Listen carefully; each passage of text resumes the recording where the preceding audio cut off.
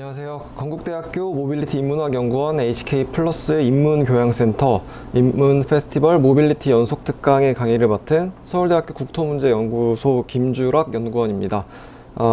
이번 강의에서는 지역의 일상을 관광의 대상으로 재구성하는 주민의 성격 그리고 역할에 대해서 말씀드리도록 하겠습니다.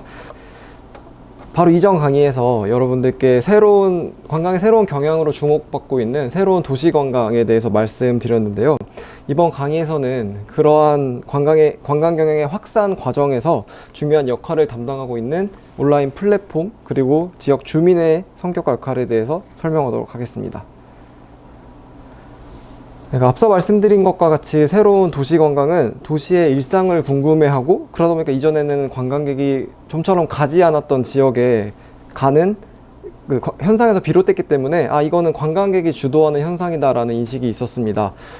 그런데 지역에 도시에 일상을 만드는 사람들이 누구죠? 바로 우리처럼 평범한 사람들이라고 할 수 있습니다.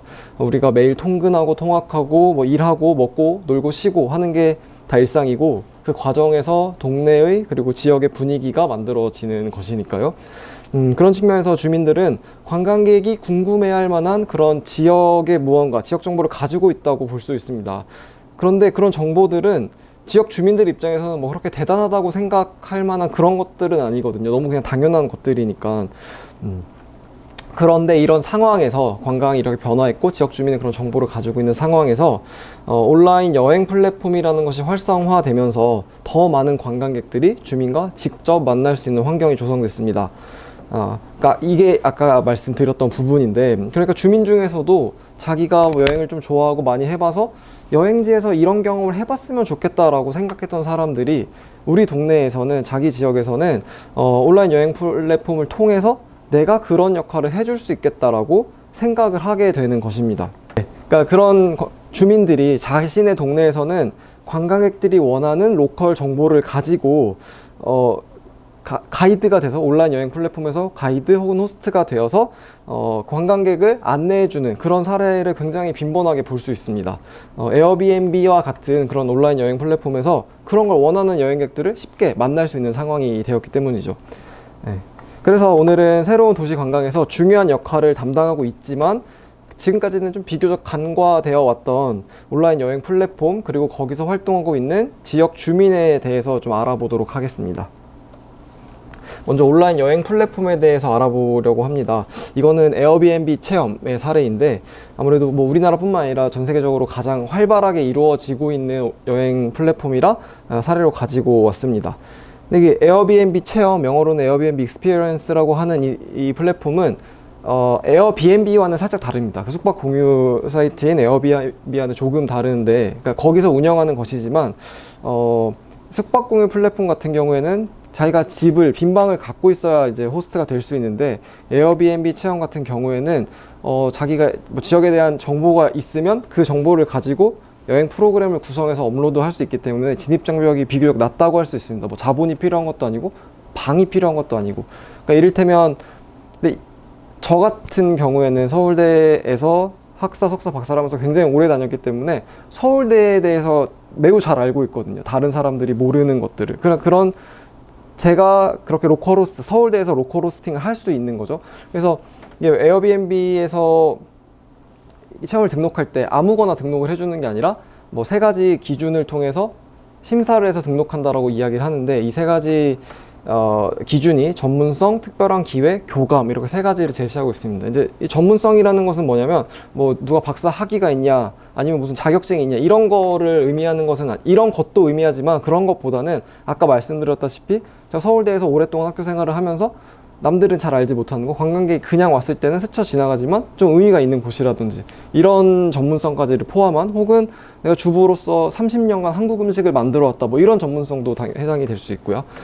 그리고 이 특별한 기회라는 것은 방금 말씀드린 것처럼 그러니까 지역 주민이 전문성이 있기 때문에 그냥 관광객이 오면 스쳐 지나갈 수도 있는 것인데 네가 나의 호스팅에 참여했기 때문에 우리 동네에서 넌 이런 걸 할 수 있게 된 거야 같은 특별한 기회를 제공해야 된다는 의미이고, 교감은 이제 그 호스트와 게스트가 좀 인간적인 교류를 해야 된다. 그 호스팅 안에서 이런 걸 의미합니다. 그러니까 예전에 그러니까 새로운 도시 관광객이 아까 말씀드렸다시피 현지인과의 그런 만남 이런 거를 되게 중요하게 생각하는데 뭐 그런 것과 관련이 있다고 할 수 있겠습니다. 그래서 이거를 종합해 보면 호스트 고유의 관점을 바탕으로 지역적인 특색이 묻어나는 독창적인 프로그램을 추구한다라는 점을 알 수 있습니다. 근데 뭐 이거는 비단 에어비앤비 체험뿐만 아니라 이와 유사한 그런 온라인 여행 플랫폼에서 공통적으로 적용되는 것이라고 볼 수 있겠습니다.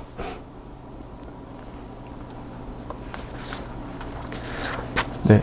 뭐 사실 온라인 플랫폼이 운영되는 방식은 뭐 다들 대동소이한데 그 공급자와 수요자 사이를 연결해주고 거기서 각각으로부터 수수료를 받아서 이득을 취하는 구조이잖아요. 그래서 온라인 그 여행 플랫폼 에어비앤비 익스피리언스도 비슷한 형태가 있습니다. 사실 숙박 공유 사이트의 에어비앤비는 호스트와 게스트 양쪽에서 수수료를 받습니다. 더 게스트로부터 더 많은 수수료를 받고요. 근데 여기 같은 경우에는 호스트에게만 수수료를 받고 그게 20%나 될 정도로 굉장히 많이 수수료를 떼갑니다. 근데 게스트로부터는 수수료를 받아가지 않습니다. 아무래도 그 에어비앤비 숙박 공유 플랫폼 같은 경우에는 남는 방이 있는 사람만 호스트가 될 수 있기 때문에 호스트가 좀 더 귀하다고 할 수 있거든요. 게스트 아무나 될 수 있는 거고, 그렇기 때문에 게스트로부터 돈을 좀 더 많이 받는 것 같고, 이 에어비앤비 익스피리언스 같은 경우에는 호스트의 진입 장벽이 낮기 때문에 호스트가 누구나 될 수 있기 때문에 좀 호스트로부터 많은 비용을 받는 것 같습니다. 근데 뭐 제가 여기서 궁금한 거는 뭐 돈을 에어비앤비가 어떻게 버냐 이게 아니라 호스트와 게스트, 그러니까 관광객과 주민의 관계가 좀 궁금하거든요. 좀 이거를 주목해서 볼 필요가 있다고 생각하는데요. 뭐 게스트가 여러 명의 호스트가 올려놓은 그 프로그램 중에 원하는 걸 선택하니까 게스트가 갑인 것처럼 느껴집니다. 그냥 얼핏 보기에는. 그러니까 뭐 예전 같으면은 A 여행사에서 방콕이랑 파타야 3박 5일 여행을 간다. 그 패키지 프로그램이 있다고 하면 A 여행사나 B 여행사나 가는 곳이나 일정이 거의 뭐 비슷합니다. 근데 A 여행사는 39만 9천 원이고 B 여행사는 37만 9천 원이라면은 B를 선택할 가능성이 높겠죠. 그러니까 그때는 게스트가 갑일 수 있습니다. 근데 여기에 보시면 아까도 말씀드렸지만 호스트가 운영하는 프로그램이라는 것이 독창적이기 때문에 같은 것이 없기 때문에 게스트는 그 A 호스트에 비해서 B가 좀 더 싼데 아니면 뭐가 좀 장점이 있는데 라고 했을 때 다 다른 거죠. A 호스트가 하는 거랑 B 호스트가 하는 거. 그래서 예전처럼 뭐 게스트가 갑이라고 보긴 또 어렵고, 근데 그렇다고 하면 호스트가 갑이냐 또 그것도 아닌 게 그 에어비앤비에서 계속 활동을 하기 위해서는 서로 이제 후기를 남기는데 그 후기가 좋아야만 그 이후에도 계속 호스팅에 참여를 하고 게스트로 참여를 할 수 있는 것이죠.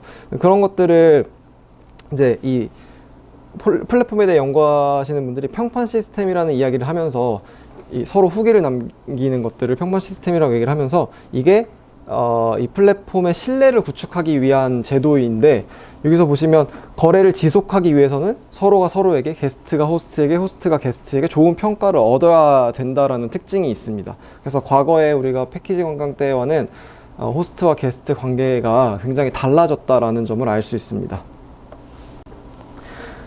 다음은 그 온라인 플랫폼에서 주민 호스트로 활동하면서 관광객을 맞이하고 있는 주민 호스트에 대해서 주민 호스트의 특성에 대해서 설명을 드리려고 합니다. 저는 이걸 위해서 서울이랑 수도권에서 활동하고 있는 주민 호스트 한 20분 정도를 만나서 깊이 이야기를 나눠봤고, 그리고 이분들이 하시는 프로그램에 직접 참여해서 참여 관찰을 몇 건 진행하였습니다. 그 결과 주민의 성격은 이 사람들이 로컬, 그러니까 현지인으로서의 특징을 하나 정리할 수가 있었고, 또 하나는 이 사람들 자체가 새로운 도시 관광객이다, 이 성격을 하나 또 덩어리로 나눌 수 있었습니다. 이 로컬로서의 특징을 한번 살펴보면 자기가 호스팅하고 있는 지역에서 뭐 오래 살았거나 아니면 거기를 자주 갔다거나 이런 사람들은 내가 로컬이지 라는 사실에 뭐 의문을 품지 않습니다. 근데 여기 사례에 보시면 이분은 서울에서 호스팅을 하시는데 저는 원래 부산 사람이에요. 서울에 온 지는 1년밖에 안 됐어요. 그러니까 저는 사실 로컬은 아니에요 라고 저한테 얘기를 합니다. 그런데 그 호스팅에 참여하는 외국인들 같은 경우에는 호스트는 로컬일 것이다 라고 생각을 하거든요. 그렇기 때문에 이 사람들은 호스팅 할 때는 뭐 저는 부산 사람이긴 한데 외국인 앞에서는 제가 로컬이죠 라고 얘기를 합니다. 그래서 왜냐면 이제 내가 한국인이고 서울에서 산 경험이 많지는 않지만 어쨌든 현지인이기 때문에 제공할 수 있는 특별하고 색다른 경험이 있다.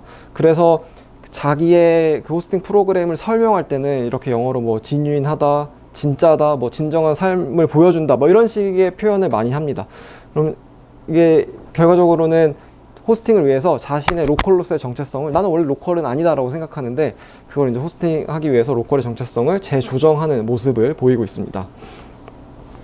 그리고 제가 여러 사람들을 만나면서 좀 초반에 신기했던 것 중에 하나는 20명 가운데 너댓 명 정도가 외국인 호스트였습니다. 그래서 아니 어떻게 외국인이 로컬 호스트가 될 수 있냐라고 생각을 하실 수도 있는데, 이 사람들한테 자기가 외국인이라는 특성은 로컬 호스트로서의 정체성을 제한하는 것이 아니라 오히려 나는 로컬이면서 외국인이다, 정체성을 확장하는 요인으로 작용하는 모습을 종종 발견할 수 있습니다.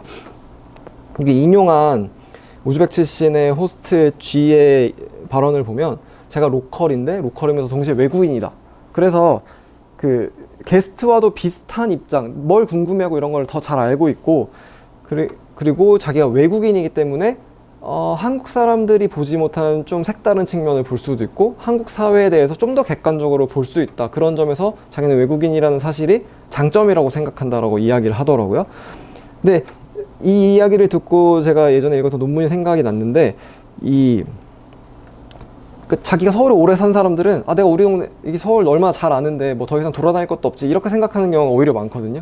근데 뭐 외국인이라든지 아니면은 뭐 한국의 다른 곳에서 온 그런 이주자들 같은 경우에는 동네에 대해 잘 모르기 때문에 오히려 더 열심히 어디에 뭐가 있고 뭐 재밌는 게 있는지 찾아보고 이런 특징이 있거든요. 그런 측면에서 이 외국인 호스트들은 오히려 게스트들의 관심과 더 가까울 수도 있고, 그래서 더 관광객 입장에서는 관심을 줄 수 있는 그런 호스팅을 할 수도 있습니다. 네, 그리고 다음 특성은 이 사람들이 보면은 뭐 전부는 아니지만 굉장히 많은 사람들이 로컬 호스팅 경험이 이미 있는 사람들이 많더라고요. 보면은 뭐 VFR이라고 해서 친구나 친척이 방문했을 때 혹은 사교 모임 같은 걸 통해서 혹은 업무상의 이유로 로컬 호스팅을 해본 경험이 있는 사람들입니다. 이게 한번 해본 경험이 있으니까 어떻게 호스팅을 진행해야 될지 아니면 어디서 할지, 뭐 방문자가 뭘 좋아한다더라, 이런 정보들이 이미 있는 거죠. 그래서 온라인 플랫폼이 있다는 걸 알았을 때 어떻게 하면 되겠다라는 생각을 하기가 좀 쉬워지게 되는 것입니다. 그러니까 이게 로컬 호스팅 경험이 원래 있어야만 에어비앤비 체험 같은 온라인 플랫폼에 진출할 수 있는 건 아니지만, 아무래도 경험이 있다면 그 진입하는 것을 좀 더 수월하게 만드는 그런 그런 장점은 있다고 할 수 있겠습니다. 네, 이렇게 호스팅을 통해서 새로운 도시관광을 확산하는 사람들인데요, 로컬 호스트라는 사람들은. 근데 이 사람들 자체가 새로운 도시관광객으로서의 성격을 보이기도 한다라는 점이 또 하나의 특징입니다. 최근에 이동성, 모빌리티가 굉장히 증진되면서 누구나 어디라도 쉽게 이동할 수 있는 사회가 되었습니다. 이 로컬 호스트들 중에 상당수가 뭐 유학이라든지 어학연수, 워킹홀리데이처럼 초국적인 이주의 경험이 있고, 뭐 그렇지 않다면 여행을 좋아해서 굉장히 자주 여행해본 그런 경험이 누적된 사람들입니다. 그래서 여행을 가든 뭐 이사를 가든 현지에서 좀 색다른 경험을 해보고 싶어 하는 새로운 도시 관광객으로서의 성격을 보인다는 점을 확인할 수 있었습니다. 이 사람들이 새로운 도시 관광객으로서 여행 중에 현지인과 만나는 것에 굉장히 큰 가치를 두고 있는데, 여기 인용한 호스트 T 같은 경우에는 미국 사람인데 뭐 여행할 때 로컬을 만나지 않으면 너는 그 여행을 낭비하는 것이다 라는 정도까지 이제 얘기를 하더라고요. 아까도 말씀드렸지만 그때 에어비앤비가 나는 이번에 가면 무조건 그 동네 사람 만난다, 계획된 조우, 원래 조우는 그냥 우연히 만나는 건데 그렇게 계획을 할 수 있게끔 하는 역할을 한다는 것을 이미 알고 있고, 온라인 플랫폼이. 그리고 내가 운영하는 호스팅 프로그램이 그렇게 누구나 일반적으로 할 만한 그런 것이 아닌 좀 특이한 그런 여행인데, 거기에 참여하는 사람들이라면 나랑 좀 비슷한 여행자일 것이다 라고 생각을 하고, 실제로 호스팅을 매번 해보니까 정말 좀 그런 성격을 갖고 있는 여행자들 많이 오더라, 이렇게 생각하고 있다라는 사실을 알 수 있었습니다. 그러니까 이 결과들을 통해서 보면, 주민으로서의 성격을 보면 새로운 도시 관광객뿐만 아니라 그 사람들을 호스팅하는 주민 역시도 이 새로운 도시 관광객의 성격을 가지고 있다. 그러니까 이 사람들이 여행지에서는 새로운 도시 관광객이고, 자기 동네에서는 그런 내가 여행에서 했던 그런 만족스러운 경험들을 바탕으로 자기 지역에서 일상을 이제 로컬 경험으로 재구성해서 관광객에게 제공하는 그런 역할을 하고 있다고 볼 수 있겠습니다. 다음은 주민 호스트가 자신의 일상을 어떻게 관광의 대상으로 재구성하는지 그 과정을 좀 간단하게 살펴보도록 하겠습니다. 먼저 어디 살지를 선택해야 되니까 여기서 호스팅을 해야겠다고 어떻게 생각을 하셨어요? 라고 물어봤을 때 대부분은 그냥 원래 제가 그냥 늘 일상을 사는 곳이니까요, 익숙한 곳이니까요, 이런 대답을 가장 많이 들을 수 있었는데요. 뭐 이런 곳들, 개인의 추억에 담겨 있거나 내가 소중하게 생각하는 것, 이런 것들은 호스팅을 한번 해볼까 라고 생각했을 때 가장 먼저 쉽게 좀 떠올릴 수 있는 곳 중에 하나입니다. 이를테면 여기 호스트 F 같은 경우에는 이분도 외국인인데 러시아 사람인데 한국 사회에서 좀 이방인으로 살아가면서 외로움을 많이 느꼈다. 그때 이제 이태원 해방촌이라는 곳을 처음 갔었는데 여기는 뭐 외국인, 이방인뿐만 아니라 뭐 게이나 레즈비언 같이 한국 사회에서 좀 환영받지 못하는 그런 사람들도 다 안아주는, 받아주는 그런 포용적인 공간이라고 느꼈다고 해요. 그래서 이 에어비앤비 참이라는 사이트를 알고 난 이후에 내가 호스팅을 한다면 나는 해방촌에서 할 거다라고 생각을 했다고 하고, 이 밑에 호스트 I 같은 경우는 한국인인데 이렇게 자기 프로그램을 이렇게 설명을 합니다. 그냥 우리 집 앞을 가는 프로그램이에요. 대학 캠퍼스를 돌고, 여기가 이제 이대 근처에 사시니까 이대 캠퍼스를 돌고 나와 나는 골목길에 같이 가고 카페에 가고 떡볶이집에 간다, 이런 이야기를 합니다. 네, 뭐 사실 이대가 코로나 이전에 중국인 관광객한테 원래도 유명한 관광지 중에 하나긴 했죠. 근데 뭐 관광객들이 이대에 가면 그 이대에 이렇게 는 웅장한 그런 곳들 가고 캠퍼스를 돌아다니는 건데, 그거랑은 좀 차별화되는 거죠. 이분들 동네 사람들이 가는, 혹은 이대생이 가는 카페 가고 떡볶이집에 가고 이런 것들은 이제 개인적으로 왔을 때 를 구경하는 사람들이 하는 것과는 조금 다른 것이니까요. 그래서 뭐 이런 것들은 나만의 경험, 내가 무슨 경험을 했냐를 토대로 그 여행 프로그램을 계획할 수가 있기 때문에, 이게 이 사람들이 관광업 종사자는 아니잖아요. 전문가는 아니기 때문에 전문성이 좀 부족할 수 있는데, 근데 뭐 내가 하는 거를 알려준다라는 거에서 뭐 전문성이 필요하진 않기 때문에 그런 좀 부족한 점을 보완할 수 있고, 관광업 종사자에 비해 부족한 점을 보완할 수 있고, 뭐 다른 호스트들의 활동과도 차별화될 수 있다라는 점에서 장점이 있습니다. 뭐 그러면서 동시에 이제 관광객의 흥미를 끌 수 있는 곳이어야겠죠. 뭐 아무것도 아닌 곳에는 관광객이 안 올 테니까요.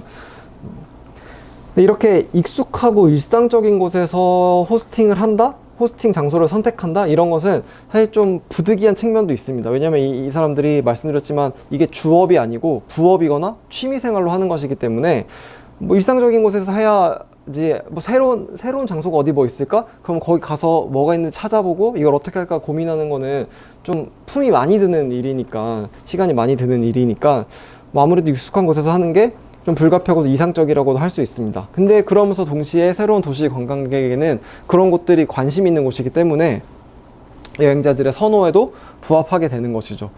그래서 뭐 기존의 관광객이 잘 가지 않았던 곳에도 이런 주민이 호스팅하는 것을 통해서 일상적인 공간에, 그러니까 덜 관광지화된 공간에 여행자의 발걸음을 이끌 수 있게 됩니다. 네, 그러면 이렇게 선택한 장소들을 어떻게 해서 관광의 대상으로 재구성해내는가, 이거를 좀 살펴보도록 하겠습니다.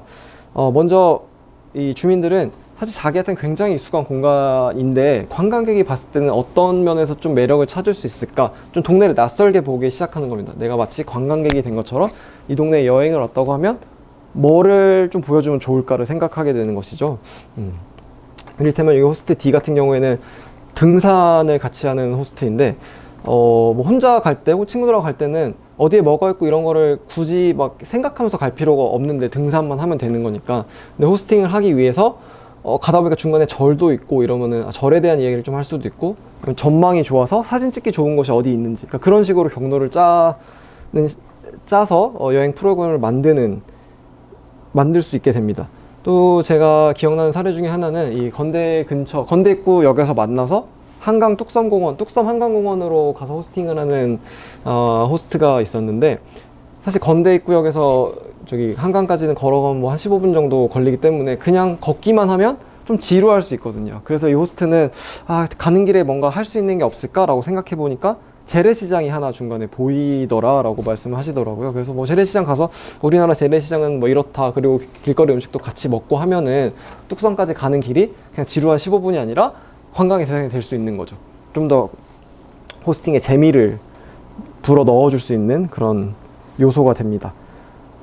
네, 근데 이 과정에서 당연히 이 주민이 내 지역에 대해 갖고 있는 지식이나 관점이 적용되기 마련입니다. 근데 이게 중요한 게 뭐냐면 그 새로운 도시 관광객들 같은 경우에는 주민의 정보, 주민에게서 나온 정보가 훨씬 더 진솔하고 진정하고 의미가 있다고 생각한다는 점도 있고, 그리고 이런 투어가 이루어지는 곳들이 대부분 가이드북에서는 잘 나오지 않는 곳들이기 때문에 관광객 입장에서는 정보가 아예 없는 곳일 수도 있거든요. 그럴 때 이제 이 동네 사람들이 우리 동네는 이런 동네예요, 저런 동네예요, 이렇게 한마디 하는 것들이 여행자들한테는 좀 더 큰 영향을 미칠 수 있기 때문에 중요하다고 볼 수 있겠습니다. 네, 이 과정에서 뭐 비단 장소의 속성만 고려되는 것은 아닙니다. 비정서적인 요소도 고려가 되고, 또 한편으로는 게스트와 상호작용하는 과정에서 주민이 지역을 인식하고 사용하는 방식이 변화하는 모습도 볼 수 있었습니다. 첫 번째, 호스트 2 같은 경우에는 자신의 호스팅 일정에 열기구를 타는 일정이 있는데, 호스트 자체는 그걸 좋아하지는 않습니다. 근데 그 사진을 찍어서 온라인에 올렸을 때 딱 보이는 그런 시각적인 효과가 굉장히 좋고, 그리고 이거를 처음 타는 사람들 입장에서 굉장히 재밌을 수 있거든요. 그래서 나는 뭐 별로 좋아하진 않지만 그냥 남겨둔다, 이런 얘기를 했고, 호스팅 일정에 식사를 하는 게 포함되어 있는 경우에는 굉장히 다양한 사람이 오기 때문에 채식주의자가 올 수도 있고 무슬림이 올 수도 있고 하면은 뭐 채식 식당을 좀 알아볼 필요도 있고 할랄 식당을 좀 알아볼 필요도 있고, 그런 과정에서 우리 동네를 좀 더 이해하게 되는, 좀 더 알아보는 그런 모습을 보입니다. 이 게스트와의 상호작용 같은 경우에는 아까 그 에어비앤비 등록 기준에서도 뭐 교감 이런 내용이 있었고 한 것처럼, 그 평판 시스템 이런 것처럼 후기를 남기면 호스트가 후기를 보고 뭘 좀 개선해야겠다, 이런 상황이 생길 수 있는데, 여기 인용한 호스트 B 같은 경우에는 이태원 부근에서 한식 쿠킹 클래스를 하시는 60대 여성분이신데, 그러니까 뭐 자기는 요리는 잘하니까 우리 집에 와서 같이 한국 요리 만들자, 이런 걸 하는데, 이태원역에서 한 600m 정도 골목길을 꾸불꾸불 와야 되는 것을 본인한테 너무 익숙하니까 그냥 몇백 미터 와서 우회전해서 좌회전해서 오세요라고 했는데, 이게 처음 오는 사람들한테는 사실 그 찾아오는 게, 골목골목 찾아오는 게 쉽지 않고, 특히 뭐 미국 같은 경우에는 미터도 안 쓰고 휘트 쓰고 이러니까 거의 찾아올 수가 없는 상황이 되는 경우도 많아서, 이걸 어떻게 할까 하다 보니까, 그럼 이태원역에서 만나서 오는 길에 같이 시장도 좀 보고, 주 재료들은 다 준비가 되어 있지만 그게 이제 관광의 요소로서 하나를 넣은 거고, 또 그 길이 우사단 길이라는 또 서울 사람들한테 인기 있는 곳을 지나는 길이라서 그 길에 대한 설명도 좀 하고 이러면서 호스트가 우리 동네를 인식하는 방식에 좀 변화를 주기도 합니다. 게스트와의 상호작용을 통해서. 그래서 마지막으로 주민들이 이렇게 재구성해낸 자신의 일상 공간을 온라인에서 설명할 때 어떻게 재현해내느냐를 좀 알아봤습니다. 크게 세 가지로 정리를 할 수 있었는데, 첫 번째는 나의 호스팅을 통해서 너가 오는 장소가 일반적인 여행 정보원, 뭐 가이드북 같은 거에서는 찾아보기 어려운 전입미답의 장소다 라는 점을 굉장히 강조를 합니다.